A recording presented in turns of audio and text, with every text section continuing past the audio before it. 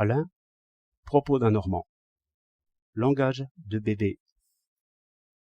Quand un poupon a faim et qu'on lui présente une cuillerée de bouillie, il fait oui de la tête, tout comme un sénateur qui opine.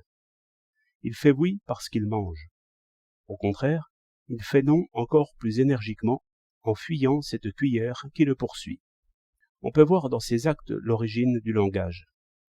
Les philosophes veulent toujours que l'on ait parlé d'abord avec l'intention d'exprimer quelque chose. Mais notre poupon nous fait voir un langage sans intention. Car, quand il mange sa cuillerée de bouillie, il n'a pas l'intention de nous faire savoir qu'il désire la manger. Il la mange tout simplement, ou bien il la refuse tout simplement. Tout langage est une action. Nous ne savons pas refuser en parole sans faire avec les mains le geste de repousser, même lorsque nous n'aurions aucune chose à prendre si nous acceptions. Inversement, quand nous acceptons même une chose qui n'est pas à prendre avec la main, comme un contrat ou un rendez-vous, nous tendons la main ouverte, et nous faisons non de la tête contre une simple affirmation, quoiqu'il n'y ait pas ici de cuillère ni de nourrice. Joindre les mains, baisser la tête, c'est l'action d'un homme qui se rend esclave et qui veut bien qu'on l'enchaîne.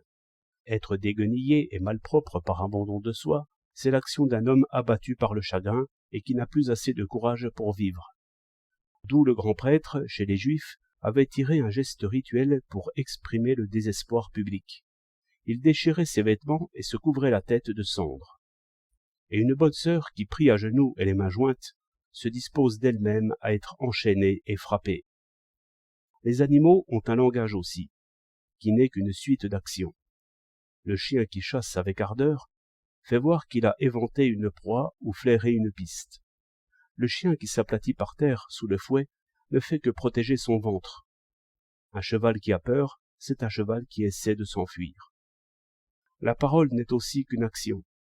Quand l'enfant a faim ou soif, il crie en remuant les lèvres comme s'il mangeait, et cela fait à peu près ma par la forme de sa bouche, sans qu'il ait l'intention d'appeler qui que ce soit.